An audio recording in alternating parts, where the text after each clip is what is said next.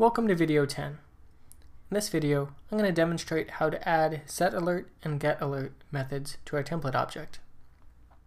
What is an alert? Well, basically, it's just a temporary piece of information that gets displayed to the user and then disappears forever. So as a good example, we're going to be using it in our cart system to show the user a notification that they've added an item to the cart successfully. In addition to success messages, it can also show things like errors or warnings. In order to put alert messages in place, we're going to be using PHP sessions.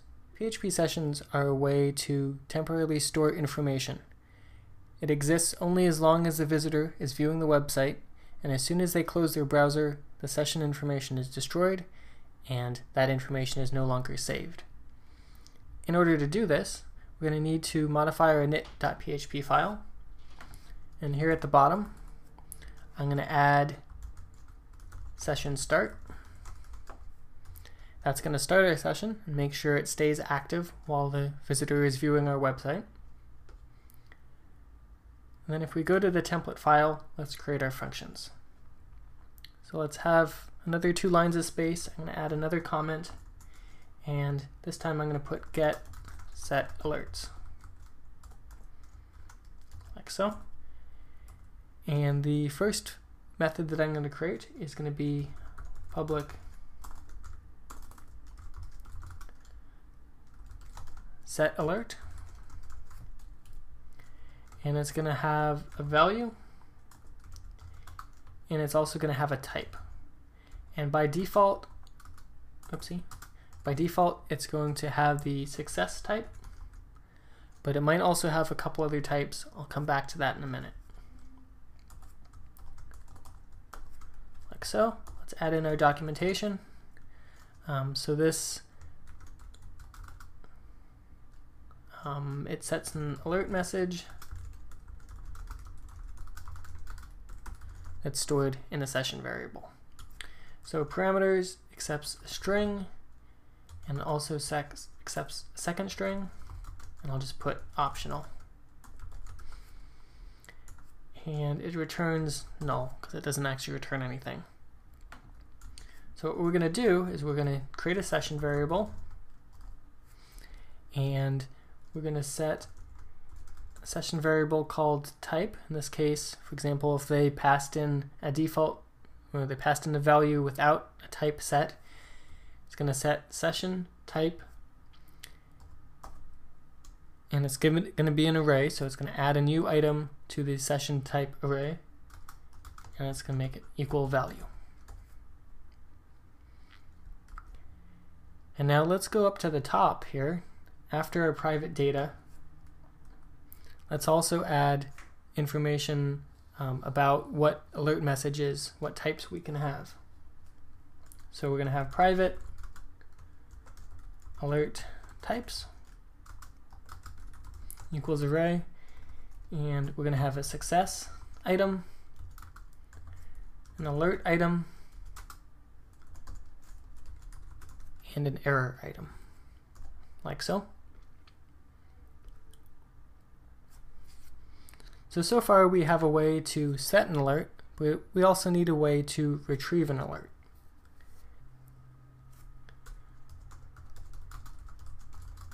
So we're going to do public function get alerts,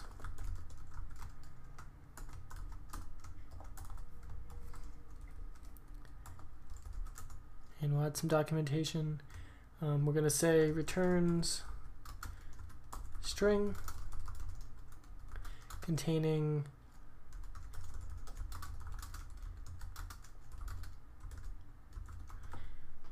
which contains multiple list items of alerts. So params none and returns string. So we're going to start out with a blank data variable, and then for each, and we're going to loop through each of the items in our alert types array.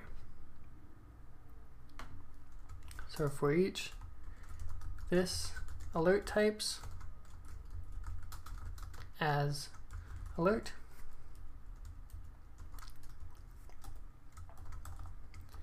And then we're going to make sure that session variable is actually set. So if is set session alert. And if it is set, we know that this session variable is an array, so we need to loop through each item in that array and add it to our data string. So we're going to do another for each, and session alert has value. And then for every item within this session alert array, we're going to add data.equals. I'm going to add a list item, the class, and the class is going to be whatever the alert type is.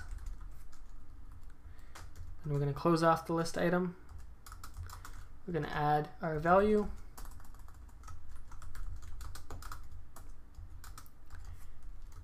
And then close off the list item completely by adding the closing tag.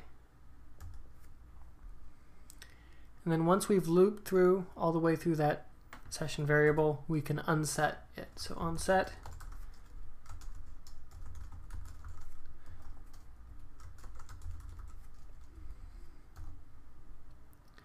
and then once we get all the way to the end of this method, we can do echo data. So to go over this one more time, when the getAlerts method gets called, it creates a blank string. It loops through each of the different alert types that we've set, so each of these three. And for each of those three, it checks to see, let's see, I think I made a mistake here. Yeah, this needs to be an alert variable, not a string. Good thing I caught that. Okay, so it loops through each of the three different alert types that we have set, and it checks the session to see if that particular session variable has been set.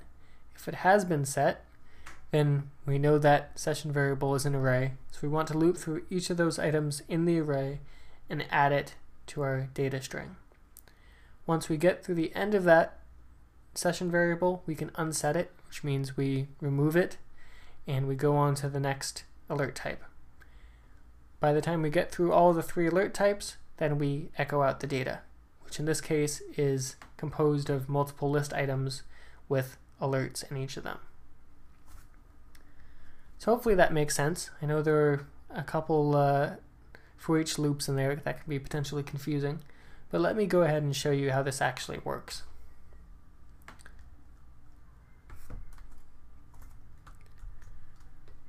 So let's go ahead and open up our index.php.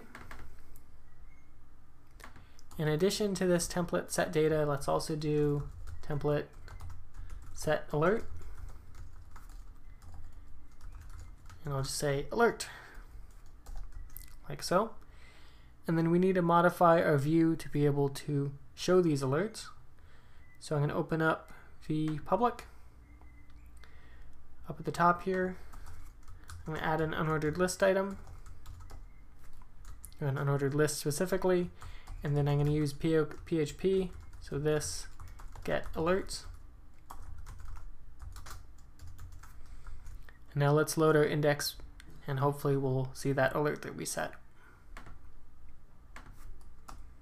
There we go. So you notice we now have an alert item, which is called alert. It's what we set it to. And now if we actually inspect it, I'm using Chrome, you'll notice it has the class of success. So it was an alert that was of type success, and this is the value that we set it to. So this can be pretty handy for setting temporary messages to show the user. And now, actually it is set every time the page is loaded, so it's not going to disappear. But if we had a secondary page in our website and we went to that, the alert would be gone, because the session variable gets unset when it gets displayed. So that's almost it for this video. One last change to the template file, and then I believe we're pretty much done with that for this course. So up at the top here within the load function, This is intended to load a specific URL, and what we're using it mostly for is for loading a specific view. Now there's often data that we want to be passed to the view, and something that's common that we will use quite often would be we want to set the page title. Now we could set the page title using setData, but it seems a little bit easier if we could just modify the load function to accept a second parameter. So that's what I'm going to do. So load, we're also going to pass in the title. So now we have 2 strings, and we're going to check. We'll set title to blank initially. So if title does not equal a blank string, I'm going to say this setData, and we're going to set the page title. We'll set that to the title variable. So that means that when we pass in our view, when we load that view, we can do something like this. Welcome. And now if we go to the home view, actually in this case we need to load the header. Rather than having a static title, we can do this, get data, and we're going to get the page title.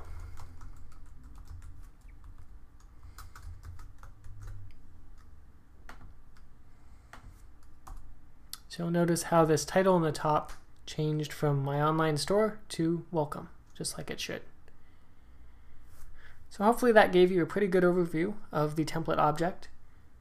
There might be some minor tweaks that I end up making to it as we continue going on, but that should be it for now, and hopefully it wasn't too confusing.